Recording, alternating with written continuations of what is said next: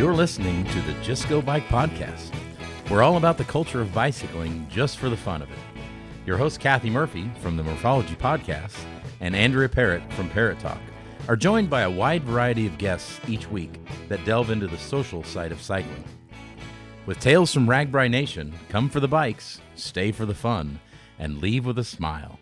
And now, here are your hosts, Murph. Hey, that's me. And AP. And that's me. Hi, Murph. Hello, AP. Here we are together again in Parrott Talk Studios, and there have been some pretty big improvements. That's right. Thanks to Corey Much, we have newly installed sound panels. So if you think we sound better, we do. And there'll be some more updates to come, but this is only the beginning. And of course, if you are listening to this podcast, you cannot see our podcast studio, but hop on over to YouTube and we will be putting the video on YouTube as well as on our podcast platform. Right. Yep, that's right. So yeah, we've just kicked off our YouTube platform, and things are going pretty good over there. I hope you enjoy watching us banter IRL. IRL. Yeah. Oh, in real life. Yeah. Yep. In recorded life, really. But yeah, okay. And it's funny that we both chose to wear our waffly goodness Just Go Bike inspired. Dare we say inspired? I don't know what we should say. Well, I dare because I've been begging for a waffle shirt for over a year. So So this is maybe the third time I've worn it, and I've only had it for maybe 2 weeks. So anyway. It's perfect for the season. It is our recommended pick of the season. Yes. Because it's warm and lightweight and stylish. And it's comfy. We're comfy in our podcast studio. And not even a segue, but I'm going to change the topic here. We have mentioned a survey quite a few times on this podcast. So give the listeners the update. Well, we have one. So that's the update. We have put together a survey, and it's for people who have listened to us for a long time or only for a short time or never at all, but you might be interested in listening. Obviously, you're at least a little bit interested if you're listening to this intro. Yes. So basically, we're asking questions like who you are, where you're from, what your type of cycling you're interested in, what kind of things would help you prepare for RAGBRAI, or what would you be interested in listening to as you prepare for RAGBRAI?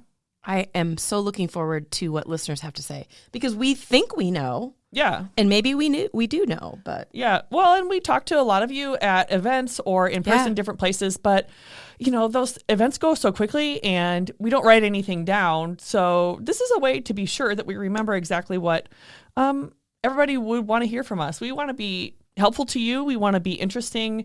And we want to have guests on the show that you want to hear. So what if we get the surveys back and a high percentage say that they don't bike or they don't like biking? Well, they have to find a different podcast. That's probably the one non-negotiable. That and the hosts. Yes, that's right. For sure. Yeah.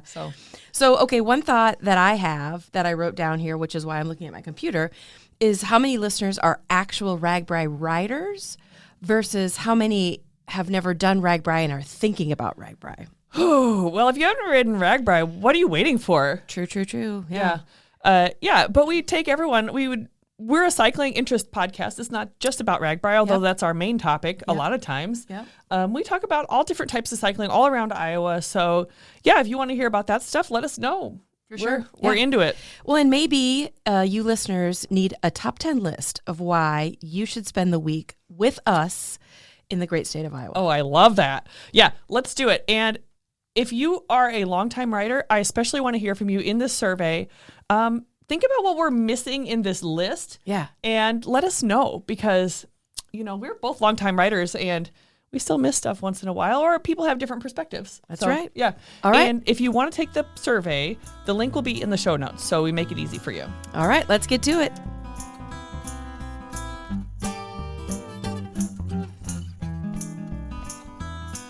All right, drum roll, please. Ding.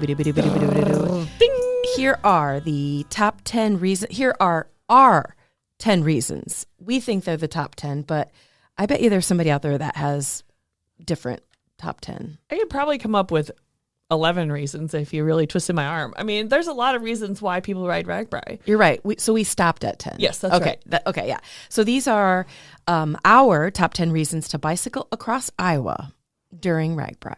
That's right. Reason number 10 This is kind of like, I don't know if this ages me, but do you remember David Letterman?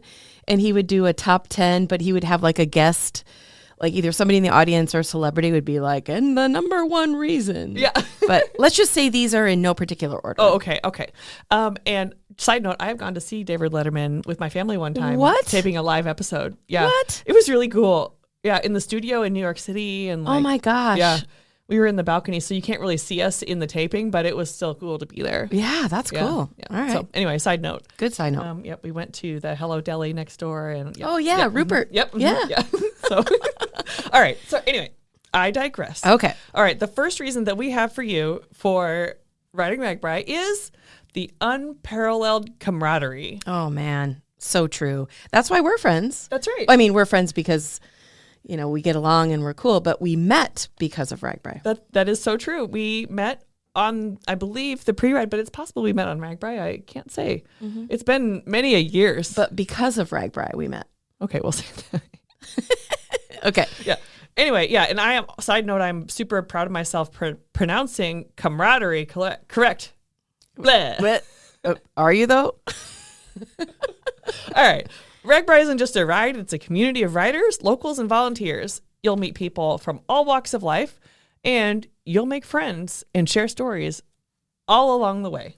And when you come back year after year on RAGBRAI, it's like a reunion. You know what I mean? Like sometimes there are people I only see that 1 week in July, and it's just like you pick up right where you left off. Yes. Although it's also fun to know a lot of people I know from RAGBRAI and I only see on RAGBRAI, I don't know what they do for a living. I don't know if they have kids or grandkids, but I probably will know what kind of bike they ride. Yeah. And what their favorite beverage is. Yeah, in some cases, I don't even know what their real first name is. You know, they go by a nickname on RAGBRAI. Like AP? Yeah. Or Murph? Yeah. Yeah. So it's fun. And I think my favorite thing about this point is that you are making friends and enjoying the week with people who are not just cyclists, but the people from the town. Yeah. People who are volunteering to spending their time to make RAGBRAI happen. And maybe they're participating in RAGBRAI, but not riding a bike. Maybe they're driving. So there's all sorts of different ways that you can interact with people who are a part of RAGBRAI. And it's extremely easy to do RAGBRAI solo. Yes. Because you meet people and you, for some weird reason, you end up seeing them almost every day. Yeah. It's pretty cool. Yeah, exactly. Like maybe you'll see somebody in the pancake line every day. You're not even biking. You're standing there, you know, and you'll strike up a conversation and there you go. Man, I could use some of those RAGBRAI pancakes. I know. Yeah, I'm hungry too. So we just good. had the time change and so it feels like it's always lunchtime. Okay, second reason, top 10 reason to do RAGBRAI, gorgeous Midwest scenery.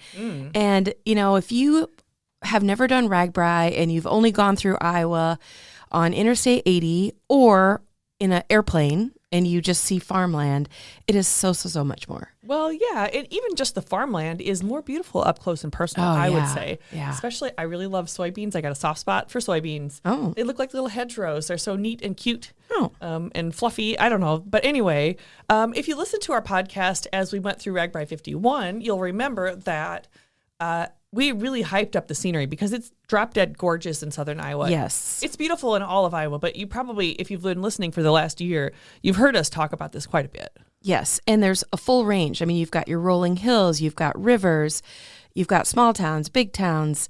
You know, Grant Wood used to paint the scenery. Yeah, And it, you know, you look at any of his artwork, you're like, dang, I want to go see that. Yeah. And on RAGBRAI, you get to. The beauty of the prairie in small town Iowa. It's just, it's whatever you think it is, it's more than that. It's more beautiful. It's cooler. It's larger, not larger than life, but on a bicycle, you're going a little bit slower than you would in a car and a little faster than you would walking, which is sort of obvious to say. But as you ride, you get to take in so much scenery at the perfect pace. Yes, agreed.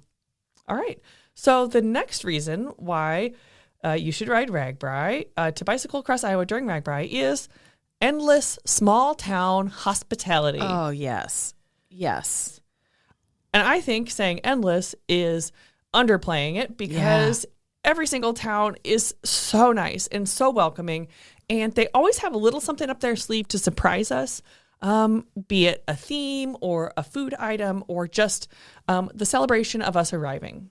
And we, a couple episodes ago, we talked with Matt Phippen, and we kind of honed in on the whole small town hospitality and the fact that, most of these towns are made up of volunteers who plan RAGBRAI. And he was telling us that, some of those towns may only have a handful of volunteers available, but yet they somehow pull it off. Yeah, when we come to this bullet point, immediately what comes to mind is on the pre-ride when we went to Greenfield, we showed up and they had just had a huge tornado, as many of you know, but they made us individually shaken up ice lemonade, like fresh squeezed lemonade. Yep. And it took them like 3 minutes to make each one. And every single one of us they made for us. And it was just so sweet of them, completely volunteer. I mean, obviously we slipped them a little bit of cash. Like they didn't ask for that though. And they did it on their free time. It was so sweet and amazing. And that's just one example. Every single town was like that. Yep. I know that other states may put the disclaimer that they are nice, but we are definitely Iowa nice. I'm going to put that in all capitals too. Iowa nice. Yeah, absolutely. We out nice the nicest of them.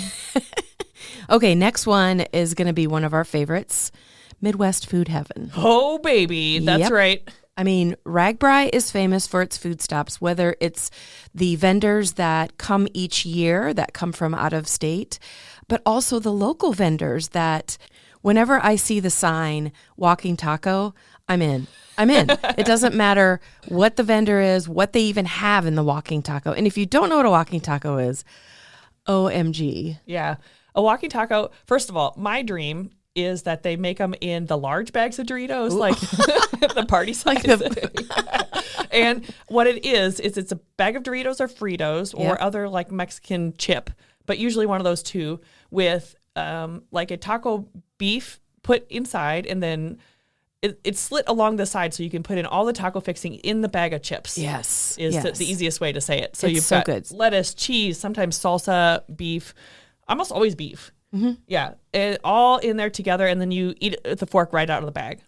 Which is why it's Walking Taco, because you can walk if you want. Yeah, but that's right. It's so good. But then they always make them in those teeny tiny bags, so I never make it that far. But in addition to that, it's the perfect time of year to be in Iowa for sweet corn. Yes. Oh my gosh, yes. At first, when I started working RAGBRAI, I thought, I'm going to miss sweet corn season because I'm out working, and then I realized, you can get around every corner on RAGBRAI. You could have delicious corn made right there on the spot. Yep. And other vegetables, produce, fresh fruit, pork chops, pork tenderloins, really, you name it, we got it on RAGBRAI, and it's made right there. A lot of times it's made by like, say, the pork producers or the cattlemen. Mm-hmm. So it's made by people who know how to cook that particular item, 4-H kids, other groups like that. So it's made by experts, and so it's that much better. And we just posted a photo on our Instagram and Facebook page. It's a nice photo of Beekman's, which anybody who's done RAGBRAI is probably screaming at the other end of the whatever their listening device saying, I love Beekman's. Yeah. But Beekman's is basically homemade ice cream that's made on the spot with these really cool John Deere looking machines. And they brag that they only use natural ingredients that you can pronounce. Ooh, so I love that. I could go for some pancakes, some Beekman's, and maybe not a pork chop, but I want sweet corn now that we talked about it. Yeah, but as you have written in our notes, it's a culinary tour as much as a bike ride, and it really is. And I think at an affordable price, and an approachable. It's a little kid selling you a glass of lemonade. What could be better? Oh, for sure, for sure. Food heaven. Yep. All right. So then, with all that food, let's switch to the next topic. RAGBRAI is the perfect way to challenge yourself. Yeah. So it's not just about the eating, it's about the exercising as well. And you'll bike maybe, it differs year to year, but you'll bike maybe 500 miles in a week. Mm-hmm. So RAGBRAI is a serious physical challenge, but it's one that pretty much anyone can achieve. You'll have the support of not just your fellow riders, but the town people along the way as well. And the mileage is broken up over a whole week. Yeah, it's like little teeny 10-mile segments, but it happens for 7 days. Yeah. So Coach Ertl has some great training tips. If you go to RAGBRAI.com and I think it's a tab called training, you can see his blogs from the past, his training plans. We've done several episodes on how to train, but there's very few people that can say, oh, I didn't train and I had a successful RAGBRAI. It's definitely something that, I mean, it's almost 500 miles. So you can't expect your body to sit on a saddle for that many miles in 7 days and not complain to you. Such a great point. It's butt training just as much as leg training. But at this time of year when we're recording in November, you could do a couch to RAGBRAI easily at this point. If you have no training at all, if you have someone in your life who's like, well, I'm not an athlete, I can't do RAGBRAI, that's wrong. You can start now and you'll be ready for RAGBRAI if you get training. Yep. And keep your eye on the Just Go Bike social media because each year over at my podcast, the Murphology Podcast, I do a 200-mile challenge. Ooh, yeah. And Mary emailed me just yesterday, was asking if that's going to happen again because she was putting her winter tires on her bike and saying, are we going to do the 200-mile challenge? So yes, we are. It doesn't cost anything to do it. It's just kind of a way to keep yourself accountable, but then also have like-minded people who don't want to sit on the couch all winter. Well, I'll say the 200-mile challenge is the only reason I've survived the pre-ride 2 years in a row now, or however many years we've done it. But it is a fun way to get yourself moving in the wintertime. So, yeah. So keep your eye out on that. Okay, next one, great live entertainment. Ooh. And this, oh man, I mean, the way RAGBRAI is set up, so you get up, ride your bike all day, get showered up, figure out your camp spot, probably maybe eat more, maybe eat a third time. And then you head down to the main area in that town, and there will be a major band playing. That's right. And I like to eat while I watch them play. So I was just trying to, as you were introducing this bullet point, I was trying to think of all the different bands that have played RAGBRAI that were cool. Yeah. So do you want to go back and forth and try to name as many bands as we can, just real quick? Hairball. Big Head Ton and the Monsters. Oh, I forgot about them. Yeah, yep. Rick Springfield. Ew. Leonard Skinner. Oh, geez, that's right. Well, Pork Tornadoes. Oh, Pork Tornadoes. We should have said them first because they're definitely our fave. They are awesome, yeah. Yeah. Wait, I'm next. I'll go. Styx. Oh, yeah, that's right. I forgot. Johnny Home Band. Ooh, classic. Yeah. Going back. Yeah. I'll go next with the Counting Crows. That was in 2012. That was a long time ago. Oh, nice. Yeah. So if you're hearing this and you've not done RAGBRAI, it's definitely, it's hard to sometimes stay up late at night when you've been biking all day, but it's so worth it. I mean, this is 7 days, man. You know, you don't have this excitement coming at you when you get home in theory. Yeah. And there's, now that we've stopped naming bands, there's so many more that I could have said. You're just going to have to look it up because we've been treated to many wonderful concerts over the years. And in addition to those big bands that we listed, there are also, I mean, dare I say, hundreds of local bands that are playing either in the local bars or, prepping us before the big concert. Yeah. So it's a great way to see little town showcase the entertainment that they have. Yeah. Probably the most notable one would be Maddie Poppy, who came up. She's a one-woman band. She plays an acoustic guitar and sings, and she played all along RAGBRAI and then went to American Idol and was really successful there. Mm-hmm. So she really made it big, and she started off on RAGBRAI, which is awesome. So, very cool. Yeah. Sure. Yeah, so live entertainment. And if you look closely, you'll probably see Murph and I at the entertainment many a night on RAGBRAI because it's a highlight for us. Yes. Okay, so let's go to something a little bit more serious for the next bullet point. The sense of accomplishment that you feel for riding RAGBRAI. Obviously, it's a huge achievement, and it gives you a sense of pride. There's nothing like making it to starting at the Missouri River and riding all across the state of Iowa and hitting the Mississippi River and just dipping your wheel into that river. There is nothing like that sense of pride. And I am going to just admit it. I do get a little bit choked up when I hit that Mississippi River and I'm dipping my tire and I'm like, did I Did I literally just ride my bike across the state of Iowa? I mean, yes, I did. You did. And I'll admit it, I get choked up just watching people do it. And I don't ride my bike on RAGBRAI anymore. I work. So it's still emotional. It's so cool to see these people achieving their goals and so special to be a part of that. Yeah. From either as a cyclist or as someone who's helping organize the ride. And there, thousands of people do this every year, but it's still a bucket list item for a lot of people. When you go, especially when I'm traveling and I'll maybe be wearing a RAGBRAI shirt and somebody will say, oh, I've heard of that. I really want to do it sometime. Yeah. Well, now's your time. Do it. My favorite is when people say that it's a bucket list item, but then they come back year after year. So a lot of times you think of a bucket list item as a one-time thing. Well, you're not going to cross it off your list just yet because you'll be coming back. I guarantee That's right. Yeah. Next one is it's a supportive riding environment. And, that should be kind of go without saying. But when you are riding across Iowa, it's not just you. You're with thousands of other people, but it's also one of the best supported rides out there because you're going to find a restroom whenever you stop. You're most likely going to be able to find a bike repair station if you need it.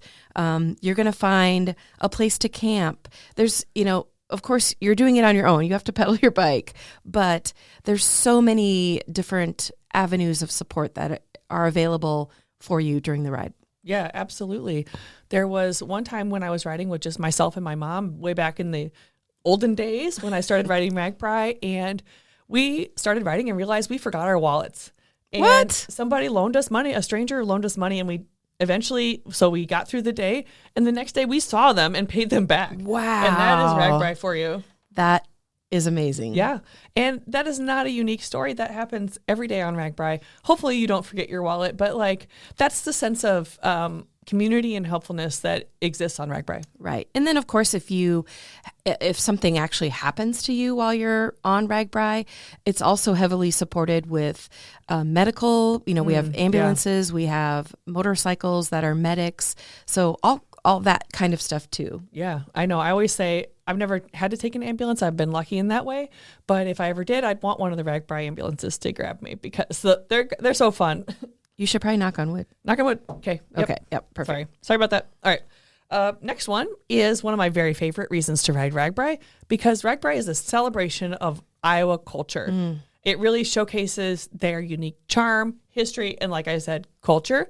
There's all sorts of quirky attractions, like my favorite barn quilts, which are literally giant squares like you would have on a quilt, but painted on the side of a barn. You have wind turbines. You have things like in Maxburg, they have the skillet toss, but then they also have there's also statues. There's also, cool buildings, Frank Lloyd Wright buildings in different towns. World's biggest popcorn ball. In Sac City, yep. World's biggest Cheeto. Oh, yeah.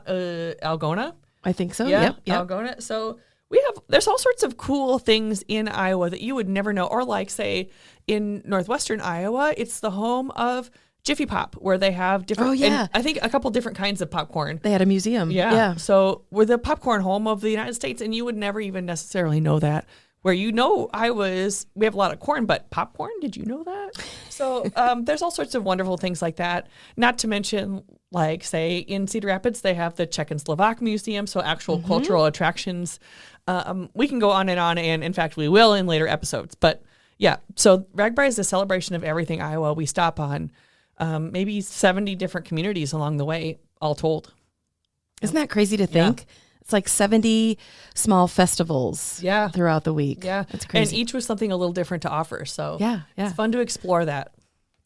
And the way to end the week is amazing. And that's our number 10, an epic finish at the Mississippi River. So every single year, RAGBRAI ends at the Mississippi River.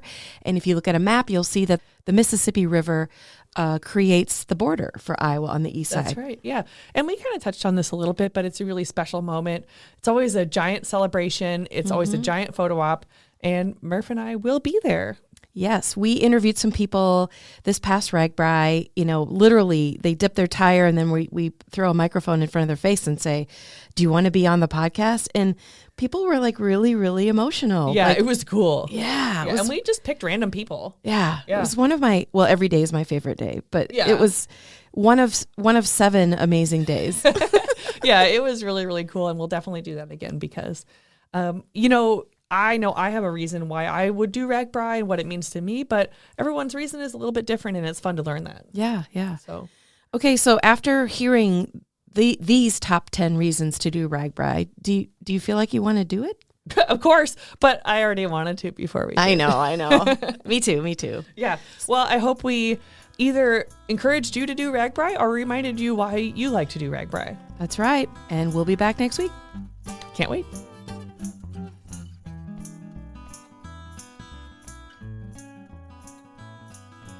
Thanks for tuning in to the Just Go Bike podcast.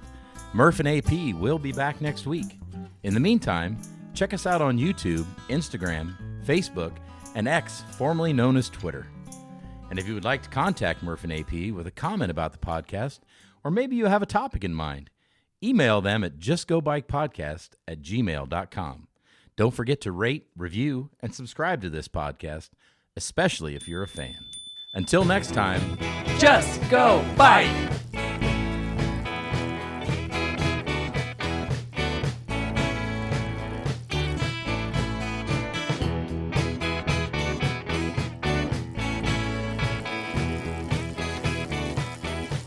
Theme song by Ryan Steer, logo by Suzanne Milosevic, produced by Kathy Murphy, social media by Andrea Parrott, intro by Pumpkin. Until next time, just go bike.